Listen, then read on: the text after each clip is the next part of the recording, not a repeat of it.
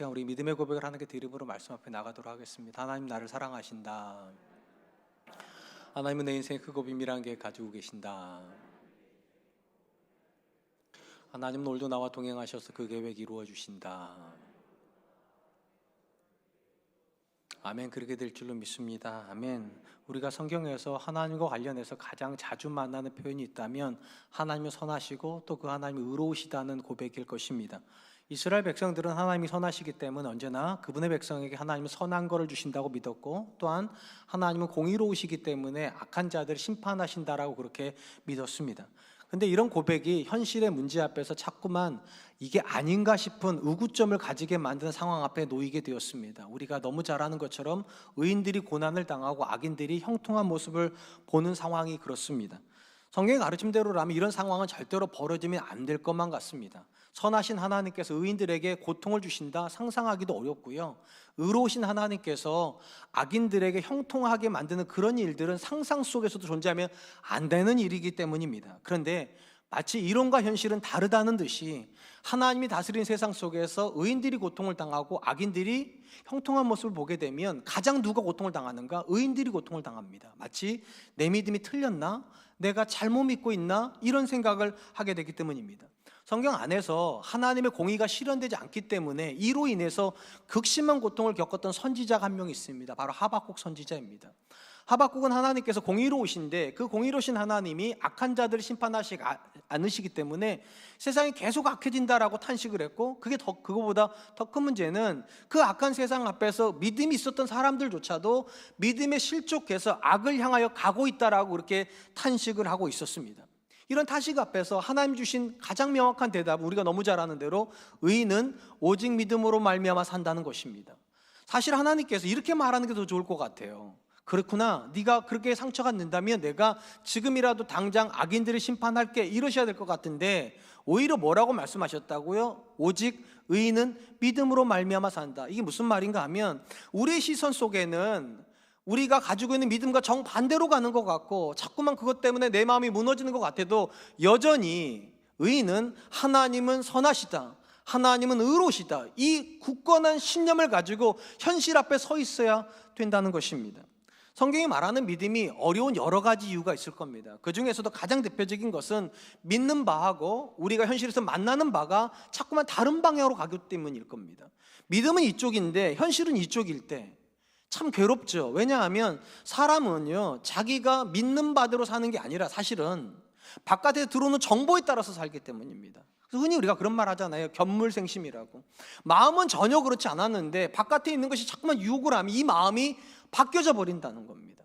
우리가 믿음이 없는 게 아니죠. 믿음은 다 있는데 자꾸만 바깥에 있는 상황이 우리 믿음과 반대 방향으로 가면 우리 믿음을 쫓아가는 것이 아니라 바깥에 들어오는 정보를 쫓아가기 때문에 믿음과 현실이 달라지면 우리는 괴로운 겁니다. 왜냐하면 마음은 믿음을 따라가고 싶은데 우리의 몸이 자꾸만 현실을 쫓아가기 때문입니다. 이런 상황에서 하나님께서 하박국을 통해서 주신 메시지가 굉장히 중요해요. 그럼에도 불구하고 의인은 믿음으로 말미암아 산다. 아무리 현실이 우리의 믿음을 부정하는 것 같아도 우리는 꿋꿋하게 선언해야 된다는 겁니다. 하나님은 선하시다. 그리고 하나님은 공의로우시다. 오늘 우리가 살펴보게 될 본문의 말씀은요, 말라기 시대에 특별히 이스라엘 사람들이 하나님의 공의, 하나님의 정의에 대해서 부정하려고 할 때 이것을 가지고 하나님께서 탄식하시면서 그들을 책망하시는 말씀을 기록하고 있습니다. 먼저 하나님은 이스라엘 사람들이 하고 있는 언행과 그들의 생각이 하나님을 괴롭게 하고 있다라고 말씀을 하십니다. 17절 말씀입니다. 너희가 말로 여호와를 괴롭게 하고도 이르기를 우리가 어떻게 여호와를 괴롭혀 드렸나이까 하는도다. 이는 너희가 말하기를 모든 악을 행하는 자는 여호와의 눈에 좋게 보이며 그에게 기쁨이 된다 하며 또 말하기를 정의의 하나님이 어디 계시냐 함이니라. 말라기 시대에 살았던 사람들에게 가장 고통스러운 것은 의인이 높은 자리로 올라가는 것이 아니라 악한 자들이 높이 올라간다는 겁니다. 그리고 하나님이 그 악한 자들을 그대로 그 자리에 있도록 내버려 두시기 때문에 그들이 너무 괴로워서 이렇게 말한다는 거예요. 하나님의 정의는 어디 있냐? 이거보다 더 심한 건 하나님이 정의롭지 않으시기 때문에 오히려 악한 자를 기뻐하고 의로운 자를 미워하는 거 아니냐? 이런 말을 들으시면서 하나님께 뭐라고 말씀하시는가? 괴롭답니다. 그들의 말이 하나님을 심히 괴롭게 만든다는 것입니다. 서론에서도 말씀드렸듯이 믿음의 사람들에게 가장 고통스러운 현실은요, 믿음과 삶이 분리가 되는 겁니다. 믿음은 이쪽, 삶은 이쪽일 때 우린 참 괴로워요. 그리고 이렇게 질문을 하죠. 하나님이 살아계시다면 왜 믿음과 삶이 분리가 될까? 하나님 살아계시고 의로우시다면 악인은 형벌을 받고 의인은 잘 돼야 되는데 왜 이게 거꾸로 뒤집어지냐는 거예요. 우리가 이 부분을 이해를 할 때 먼저 반드시 기억할 것이 있습니다. 하나님의 공의가 포기되는 상황과 하나님의 공의가 지연되는 상황은 확실히 다르다는 것입니다.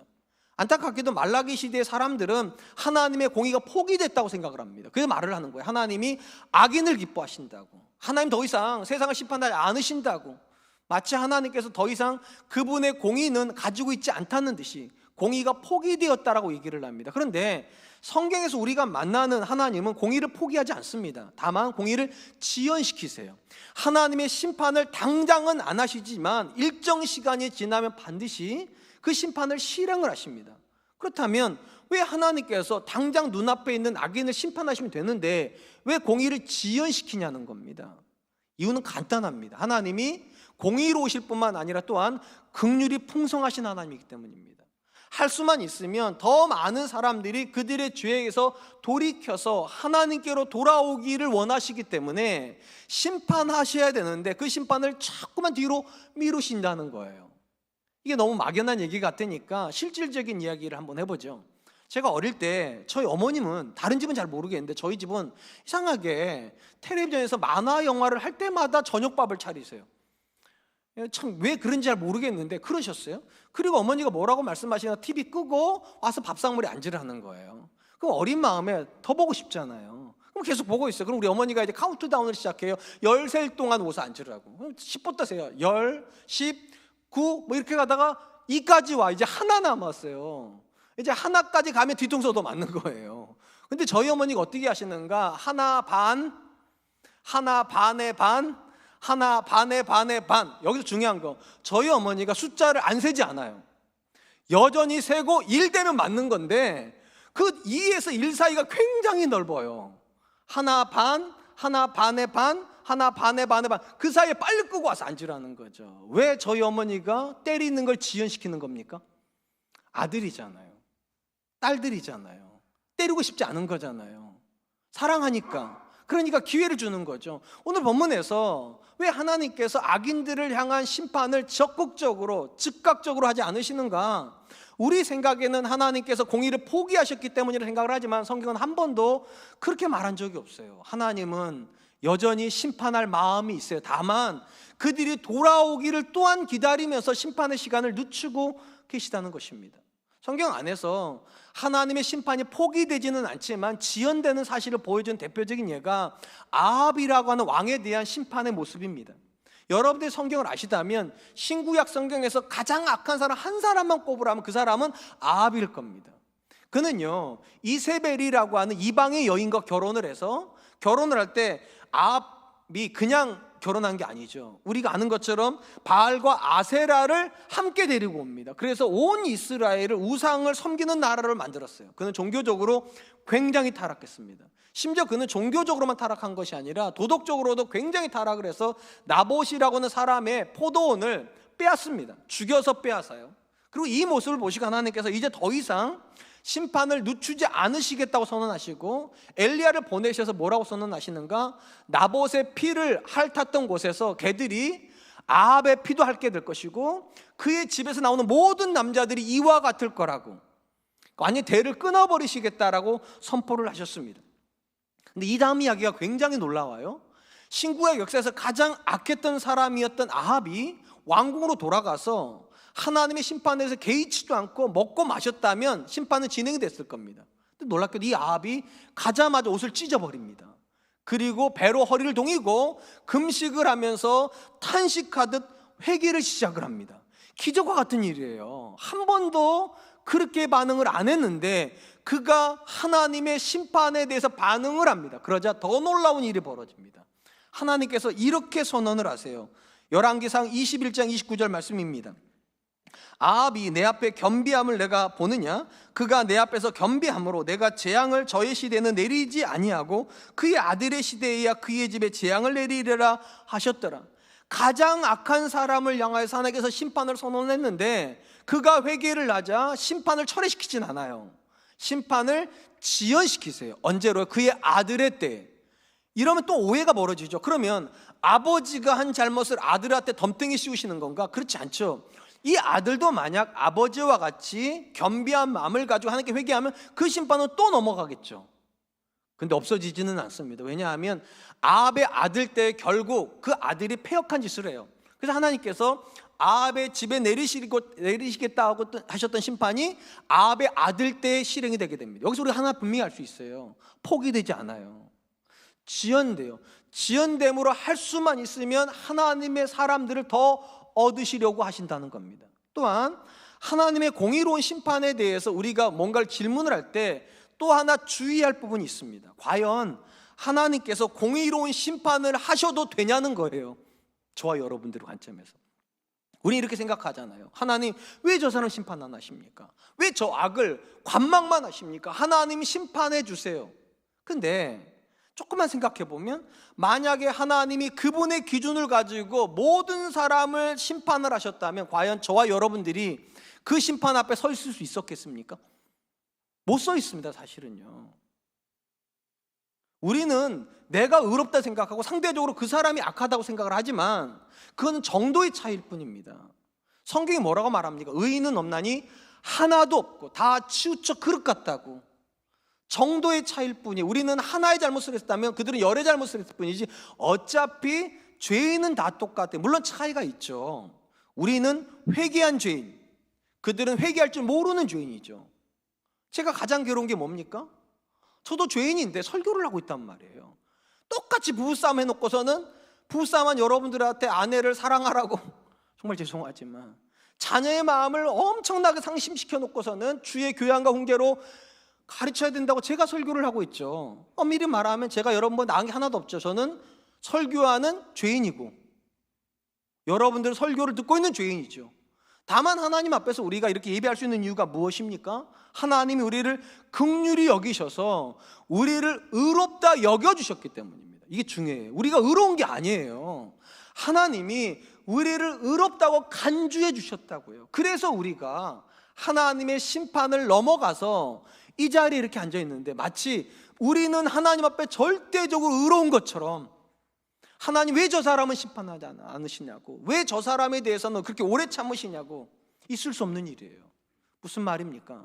우리가 하나님 앞에 절대로 하지 말아야 되는 이야기가 있다는 거예요. 왜 하나님 심판 안 하십니까? 이 말을 하면 하나님께 이렇게 말씀하실 거거든요. 그럼 내가 너도 심판해도 되겠냐고. 우리는 하나님의 긍휼함을 구해야 될 사람들이지 하나님의 심판을 구해야 될 사람은 아닙니다. 하나님의 심판이 있었으면 우리는 이 자리에 앉아 있을 수가 없기 때문입니다. 사랑하는 성도 여러분, 성경 안에서 한 사람의 믿음의 척도를 가를 때 가장 자주 등장하는 단어가 하나가 있습니다. 바로 감사라고 하는 단어입니다. 사도 바울이요, 서신을 보낼 때 믿음을 독려하면서 가장 자주 썼던 표현 중에 하나가 너희는 감사한 자가 되라는 겁니다. 이게 왜 믿음을 독려하는 표현일까요? 현실적으로만 놓고 보면 우리가 만나는 대부분의 현실은 감사하기가 어려운 상황이기 때문입니다. 근데 누군가가 그 감사하기 어려운 상황 속에서 감사를 하고 있다면 그는 믿음의 사람인 거예요. 상식적으로 생각을 해보면 그런 상황에 들어가면 하나님을 판단해야 돼요. 하나님이 살아계시는 이럴 수 있나? 하나님 나를 사랑하신다면 이러실 수 있나? 판단하고 원망을 해야 되는데 놀랍게도 믿음이 성숙한 사람은요, 그 상황에서 감사하더라는 거예요. 왜요?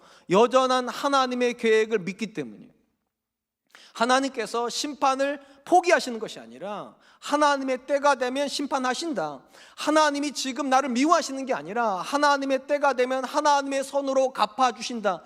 이걸 믿기 때문에 믿음의 사람은 감사한 사람이 된다는 것입니다. 혹시 지금 여러분 주변에 불의한 일을 행함에도 불구하고 잘 되는 사람이 있습니까? 그래서 마음이 괴로우십니까? 괴로워하지 마시고 감사하세요. 왜 감사해야 됩니까? 내가 그 사람처럼 안 사는 것 때문에 감사하세요. 근데 이게 참 쉽지는 않아요. 왜냐하면 불의함에도 불구하고 무언가가 잘 되면 우리는 부러워요. 저도 그래요. 여러분, 목사님들이 목회를 잘하는 분들이 많죠. 근데 건강하게 목회를 잘하는 분만 계시는 건 아니에요. 세상적인 방법을 동원해 가지고 목회를 잘하는 분도 계셔요. 그러면 제가 그런 분들 보면 어떤 생각이 들까요?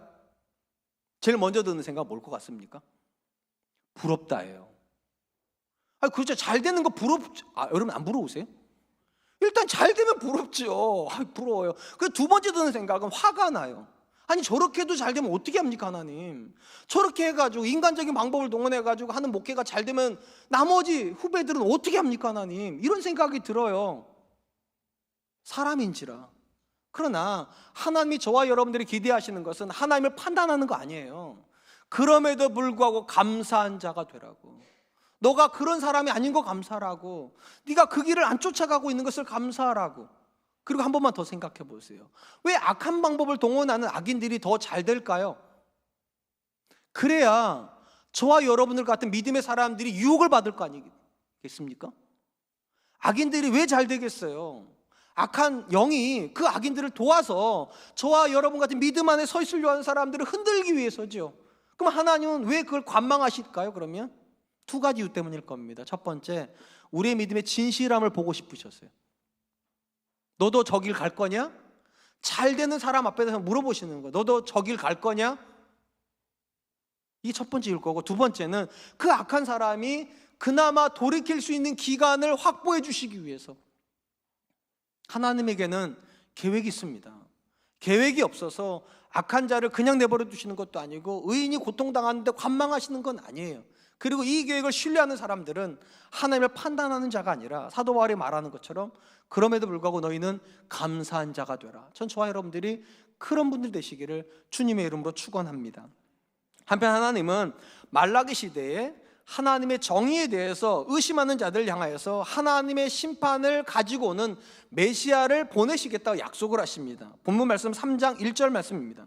만군의 여호와가 이르노라. 보라, 내가 내 사자를 보내리니 그가 내 앞에서 길을 준비할 것이요 또 너희가 구하는 바 주가 갑자기 그의 성전에 임하시리니 곧 너희가 사모하는 바 언약의 사자가 임할 것이라. 여기에 길을 준비하는 사자는 우리가 잘 아는 세례요한을 가리키는 표현이죠. 세례요한이 길을 준비하면 거기 나오는 주가 갑자기라고 할 때 그 주가 이제 예수님을 가리키기도 하고 궁극적으로 메시아를 가리키는 표현이죠. 예수님께서 메시아로 이 땅에 임하시고 이 메시아가 와가지고 하는 궁극적인 사역은 세상을 심판하시는 것입니다.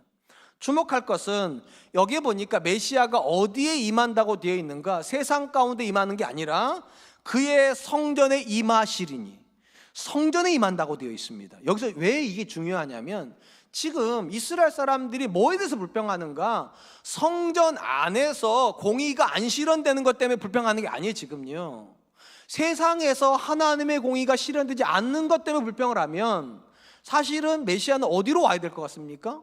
세상으로 와야 돼요.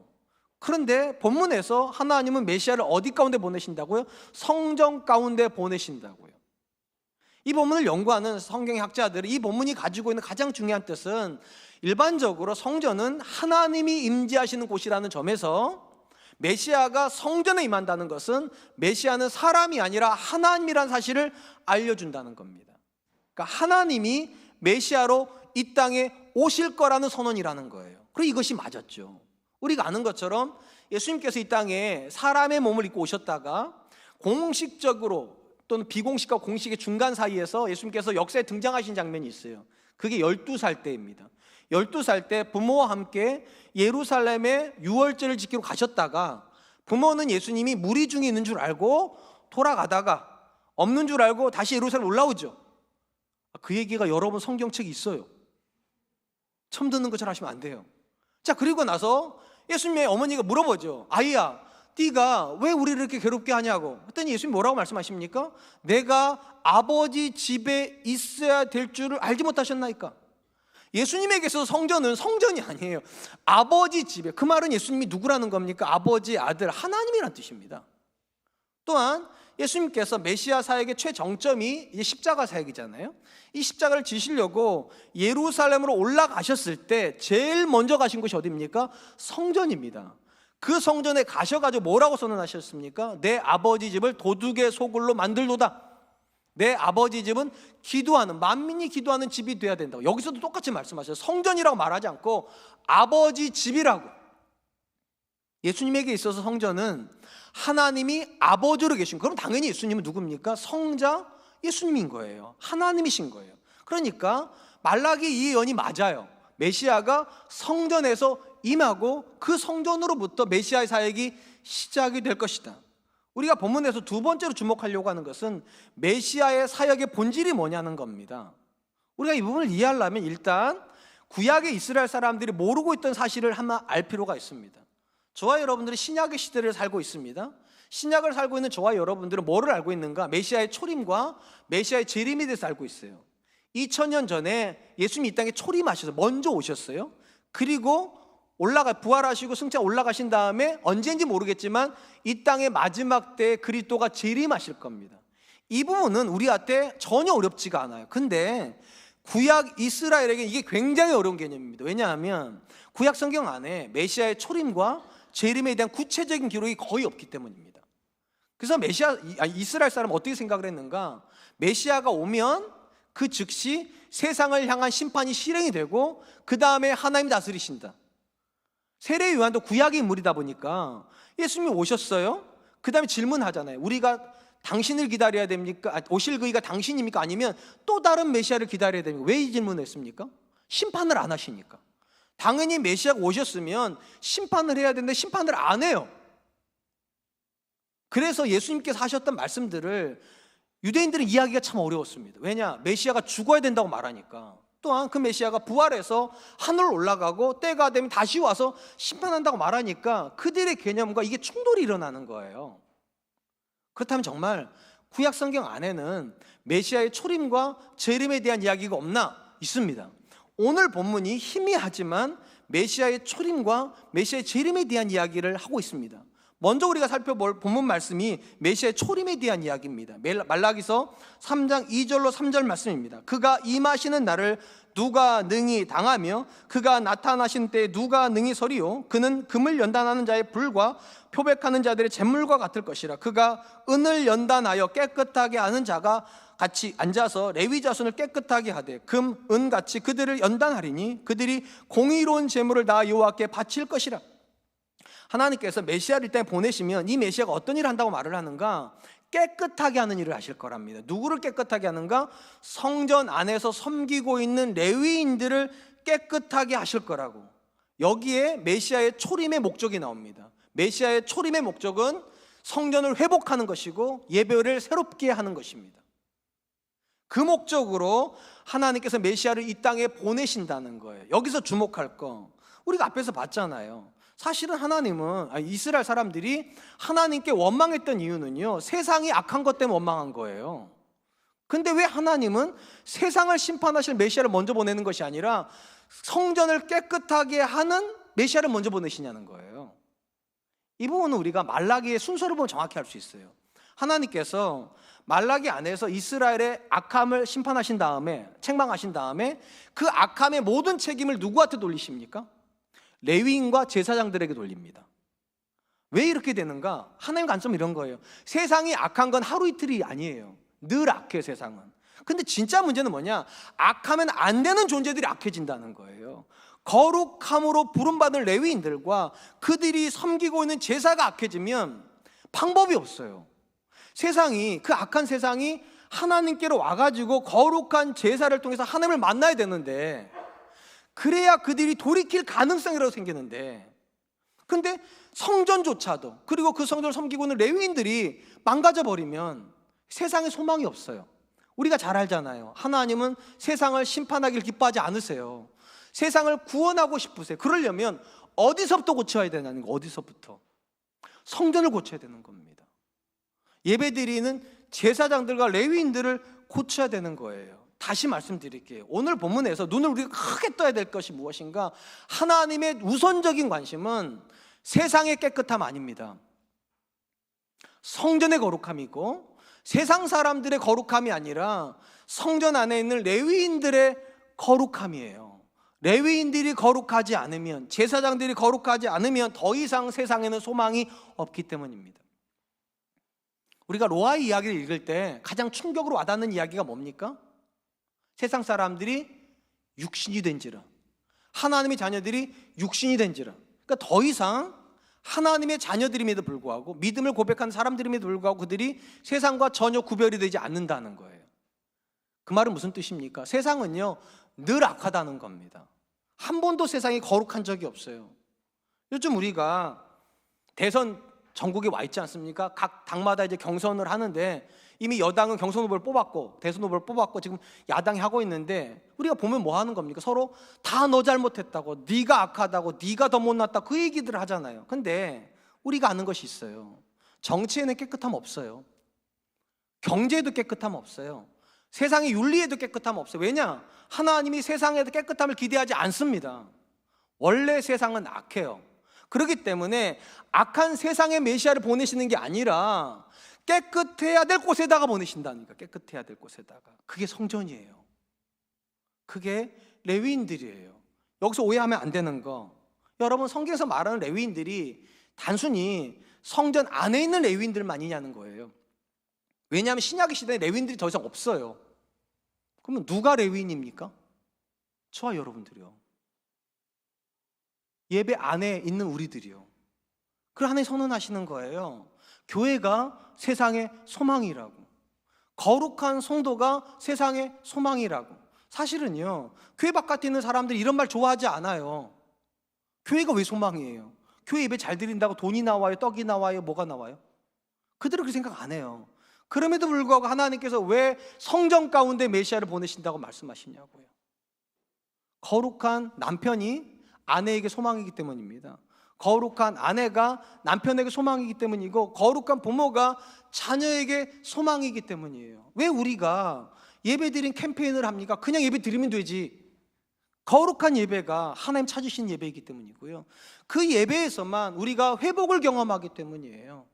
그래서 하나님은 세상을 왜 심판하지 않으십니까? 하는 이스라엘 한탄 앞에서 세상을 심판을 하려고 하시는 것이 아니라 먼저 이스라엘을 깨끗하게 하시기 위해서, 성전을 깨끗하게 하기 위해서 메시아를 보내시겠다라고 말씀하시는 겁니다. 사랑하는 성도 여러분, 우리가 본문에서 확연하게 확인할 수 있는 것이 하나가 있습니다. 하나님은 세상의 악에 관심이 없습니다.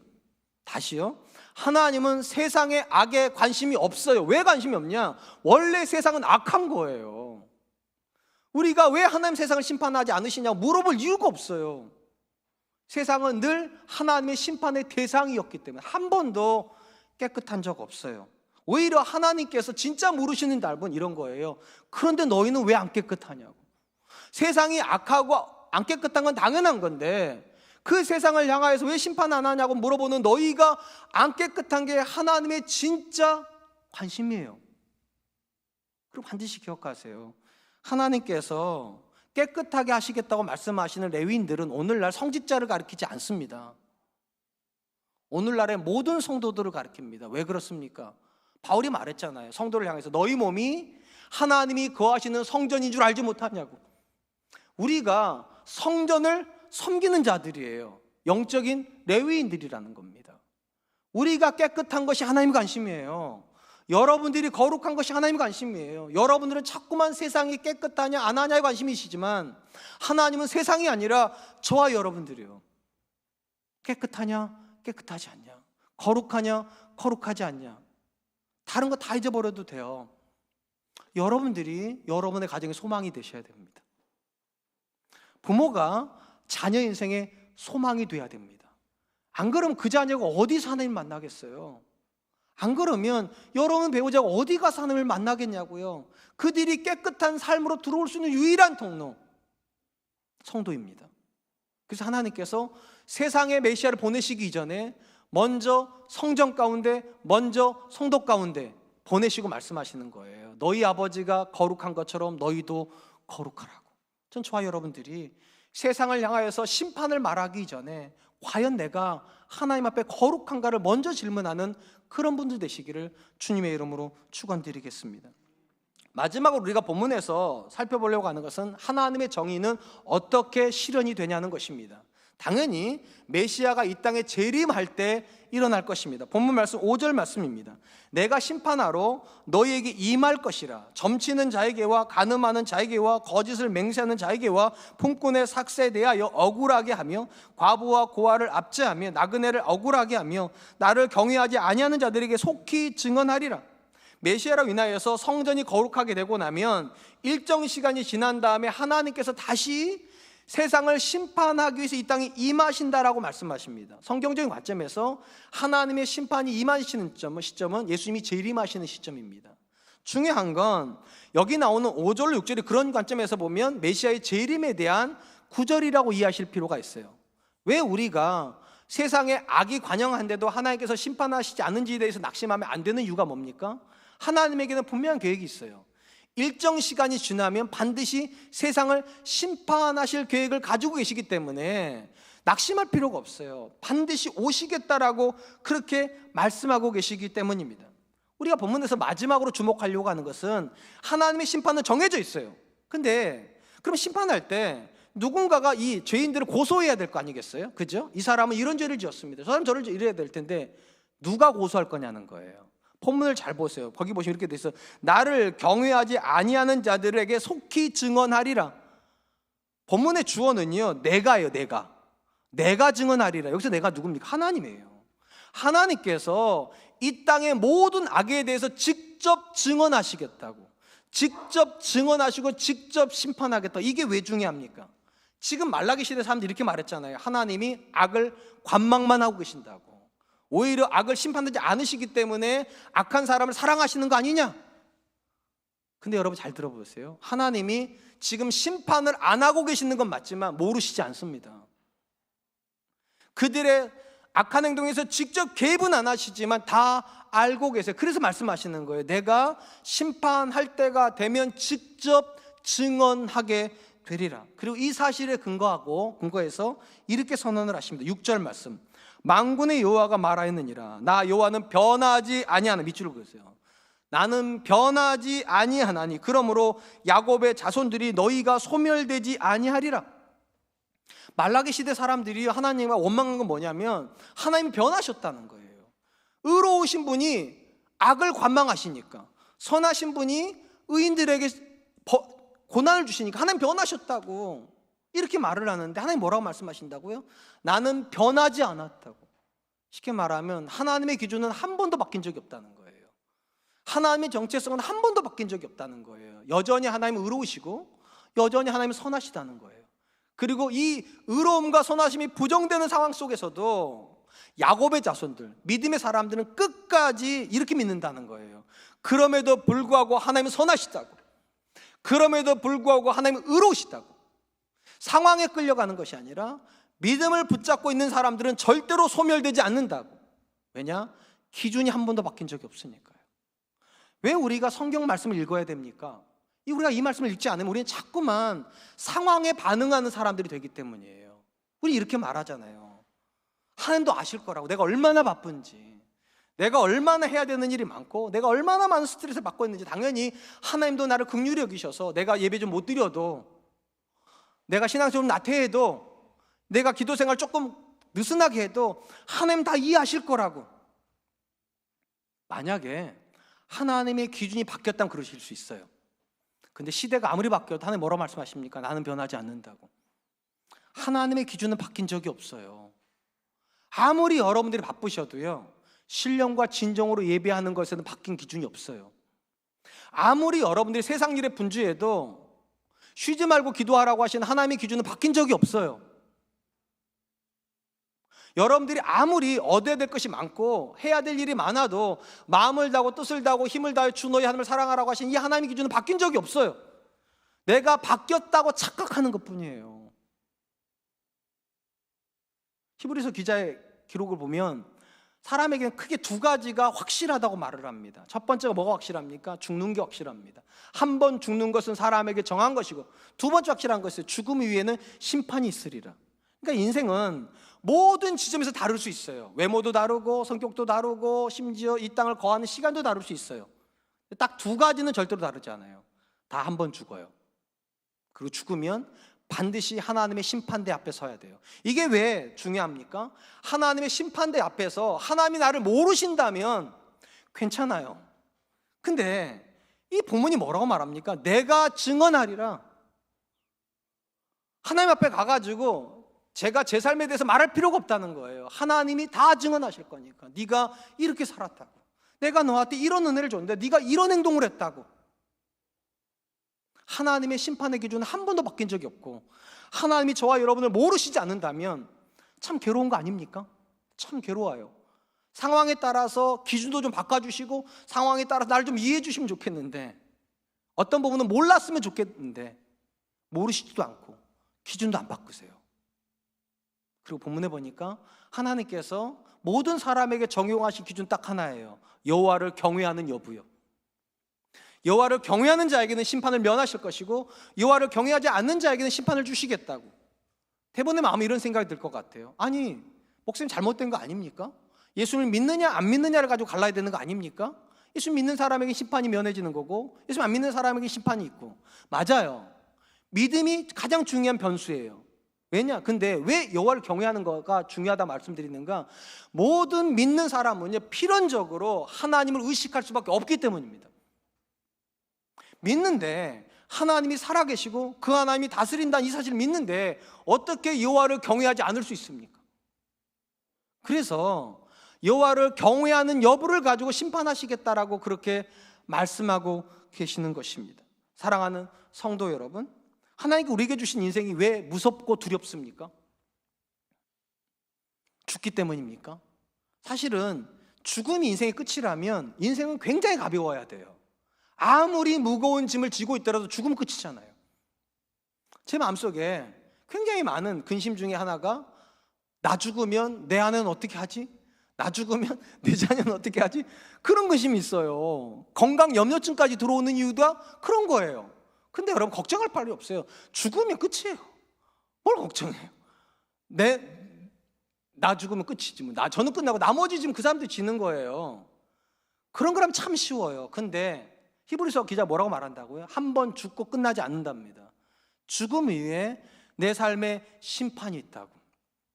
그래서 인생이 무서운 거예요. 우리가 어떻게 살았느냐를 하나님이 아시고 그 살아가는 삶을 가지고 하나의 기준을 가지고 심판을 하시겠대요. 그 살아가는 동안에 여호와를 경외했냐고. 여러분, 세상 사람은 자꾸만 다른 사람들이 어떻게 사는지만 쳐다봐요. 자꾸만요. 근데 하나님은 저와 여러분들한테 다른 사람이 어떻게 사는지 쳐다보지 말고 네가 어떻게 사는지를 쳐다보라고. 여호와를 경외하면서 살고 있는지, 남들이 어떻게 살든 간에 내가 내 자신을 알지 않습니까? 내가 어떻게 살고 있는지 다른 사람보다는 내가 더 잘 알지 않습니까? 우리가 죽는 존재라는 걸 인정하시고 하나님 앞에 가가지고 내 삶에 대해서 하나님께 하시는 모든 말씀을 내가 들어야 된다고 아신다면 다른 사람에게 관심 갖지 마세요. 다른 사람이 무슨 일을 하는지, 그가 어떤 신앙을 가지고 있는지, 그가 어떤 나쁜 짓을 했는지 거기 관심 갖지 마시고 내 삶에서 과연 하나님은 존귀케 되고 계시는가? 나는 정말로 하나님을 기쁘시게 하는 삶을 살고 있는가? 왜냐? 하나님이 아시니까. 이제 말씀을 맺으려고 합니다. 성도가 마주하는 현실은요, 우리를 참 괴롭게 만드는 현실입니다. 의인이 고통을 당하고 악인이 형통한 현실 앞에 서게 되면 자꾸만 의문이 들기 때문이에요. 하나님 살아계시는데도 이럴 수 있나? 오늘 보면은요, 걱정하지 말라고 말씀하세요. 하나님에겐 계획이 있대요. 이 땅에 되어지는 모든 일들을 향한 하나님의 계획은 세 가지입니다. 첫 번째, 하나님은 심판을 안 하시는 게 아니라 심판을 지연시키는 거라고요. 왜 지연시키십니까? 공의로우실 뿐만 아니라 긍휼하시니까. 그리고 이걸 불편하게 여기지 마세요. 하나님이 나를 불쌍히 여겨주셨기 때문에 나도 이 자리에 있는 거예요. 그러니까 그들의 심판에 대해서 다그치지 마세요. 두 번째, 하나님의 관심은요, 그들이 세상이 왜 깨끗하지 않냐, 세상이 왜 정의롭지 않냐, 거기 있지 않아요. 교회 다니는 저와 여러분들이 왜 거룩하지 않은가에 관심이 있어요. 우리가 거룩해야 그나마 그들이 거룩해질 가능성이 생기기 때문에요. 마지막 세 번째, 하나님은 한 번도 기준을 바꾸신 적이 없어요. 반드시 심판하실 것이고 그 심판에서 가장 중요한 기준은 다른 사람에 비해서 대략 내가 더 얼마나 열심히 사나 그거 아닙니다. 여호와를 경외하면서 살았느냐예요. 그렇기 때문에 그들의 삶을 쳐다볼 시간이 없어요. 내 삶을 쳐다보세요. 하나님이 내 삶을 알기 때문입니다. 모르신다면 괜찮아요. 아시기 때문에 내 삶을 쳐다보고 씨름하셔야 돼요. 어떻게 해야 더 거룩해질 수 있을까? 어떻게 해야 내 자녀 앞에서 더 거룩한 삶을 살 수 있을까? 전 저와 여러분들이 그런 분들 되시기를 주님의 이름으로 축원드리겠습니다. 이 시간 주신 말씀을 기억하면서 세 가지를 위해서 기도했으면 좋겠는 첫 번째, 하나님 나를 긍휼히 여겨주신 것처럼 세상을 향해서 하나님 긍휼히 여기시는 사실을 알고 그들을 향한 심판을 기도하는 사람이 아니라 그들이 하나님께 돌아올 수 있기를 위해서 기도하는 사람 되게 해주십시오. 두 번째, 세상이 얼마나 깨끗하냐 정의로운가를 묻는 것이 아니라 내가 얼마나 깨끗한가를 묻는 사람 되게 해주시고 내가 내 자녀에게, 내가 내 배우자에게 그리스도께로 인도하는 소망이 될 수 있는 사람 되게 해주십시오. 세 번째, 그들의 인생을 쳐다볼 시간에 내 인생을 쳐다보는 사람 되게 해주십시오. 하나님이 나를 아시고 나를 향한 분명한 기준을 가지고 나를 대하실 터인데 하나님의 기준에 내가 부끄럽지 않기 위해서 오늘도 내 삶을 씨름하는 사람 될 수 있도록 주님 도와주시옵소서. 우리 같이 한 번만 기도하도록 하겠습니다. 기도하겠습니다. 하나님 만드신